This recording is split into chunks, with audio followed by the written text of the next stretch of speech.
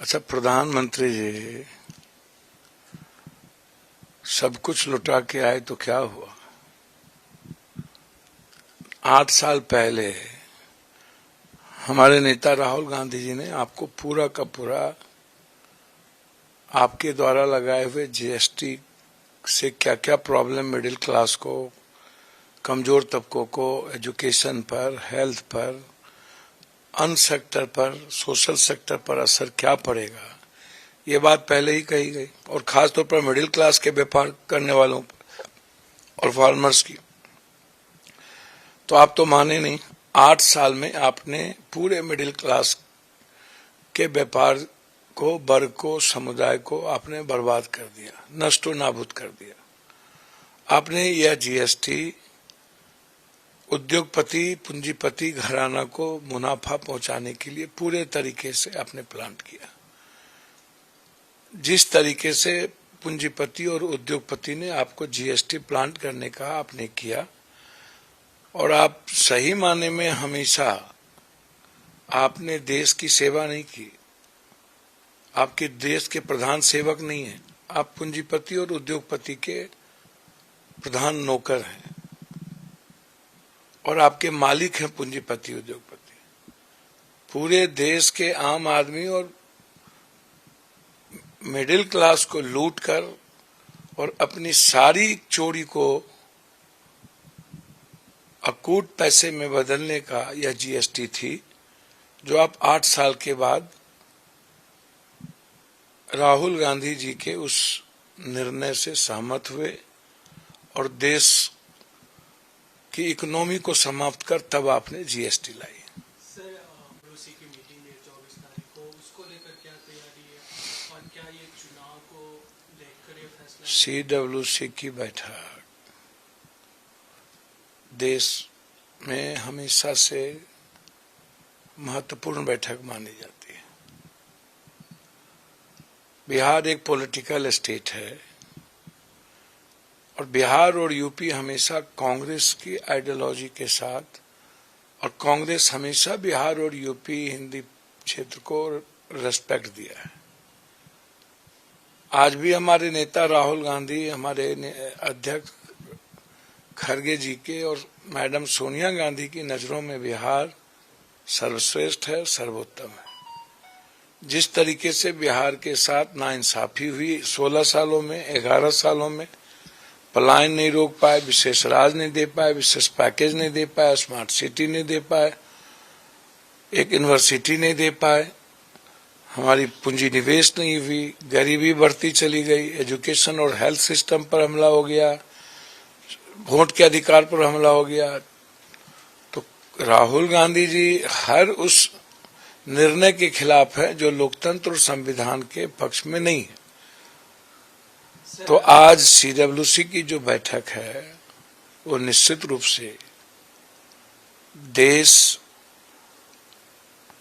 राहुल गांधी के हाथों में सुरक्षित है और बिहार और यूपी से सुरक्षित है। इसीलिए यह सीडब्ल्यूसी बहुत ही महत्वपूर्ण बैठक है। एक इंटरव्यू में बोला कि अगर महागठबंधन के सीएम फेस घोषित नहीं होगा तो वो चुनाव में ऐसे महागठबंधन के तौर पर नहीं जाएंगे। देखिए, महागठबंधन बिल्कुल मजबूत और कलेक्टिव निर्णय के साथ चल रहे हैं। राहुल गांधी जी ने पहले ही स्पष्ट रूप से कह दिया है कि हमारे लिए मुद्दा है इंडिया गठबंधन को कैसे इस देश में लाया जाए और इंडिया गठबंधन की सरकार बिहार में कैसे बने। इसके लिए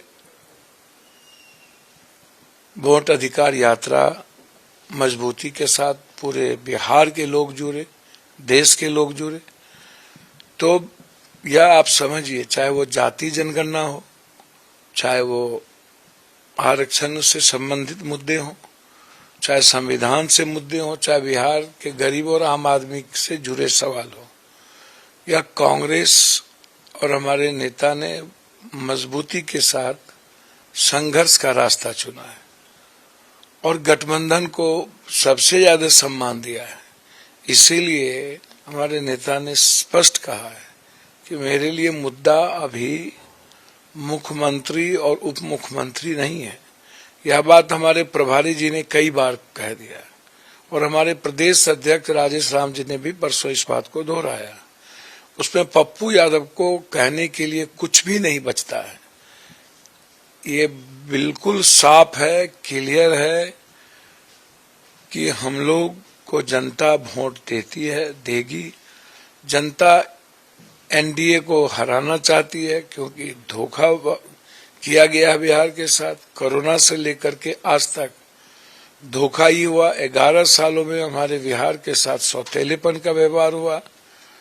इसीलिए जनता मन बना चुकी है कि राहुल गांधी जी के संघर्ष और उनके विचारों पर, मुद्दों पर हम लोग एकजुट खड़ा होंगे। ना ईबीसी हो, एसटी हो, एससी हो, चाहे ऊंची जात के लोग हों। इसीलिए आज मुख्यमंत्री कोई मुद्दा नहीं है। जो लोग भी अपने मियां मिट्ठू बन रहे हो, वह मेरे नेता से ऊंचा कोई नहीं है। इंडिविजुअल स्तर पर कांग्रेस में भी कोई इस बात को कह रहा हो तो वह राहुल जी के विचारों का अपमान है, सम्मान नहीं करते। हमारे लिए राहुल जी ही महत्वपूर्ण है, प्रभारी जी का संवाद ही महत्वपूर्ण है। उसके बाद कांग्रेस में किसी का इंडिविजुअल राय हो सकता है। कांग्रेस में यदि कोई बोलता है तो उसके वैल्यू नहीं है, उसका कोई मतलब नहीं है। बहुत क्लियर है। और मुख्यमंत्री चुनाव के बाद विधायक दल के नेता के साथ और गठबंधन के नेताओं के सामने बात हो जाएगी। मुख्यमंत्री है, कई डिप्टी सीएम है। यदि निषाद साहब डिप्टी सीएम कर रहे हैं तो दलित डिप्टी सीएम होंगे। माइनॉरिटीज हैं, ऊंची जात के लोग हैं, तो कई डिप्टी सीएम की चर्चा होगी, बातचीत होगी। कांग्रेस इसके पक्षधर है। हमारे लिए सामने में एसटी एससी भी है, माने रखता है, ऊंची जात भी माने रखता है। तो कांग्रेस अपनी विचारधारा से अलग नहीं होगी। और कांग्रेस में कोई अपनी राजनीति की दुकान चलाने के लिए यदि किसी को सीएम बना रहा है तो वो बिल्कुल गलत है। वो कांग्रेस का लाइन नहीं है।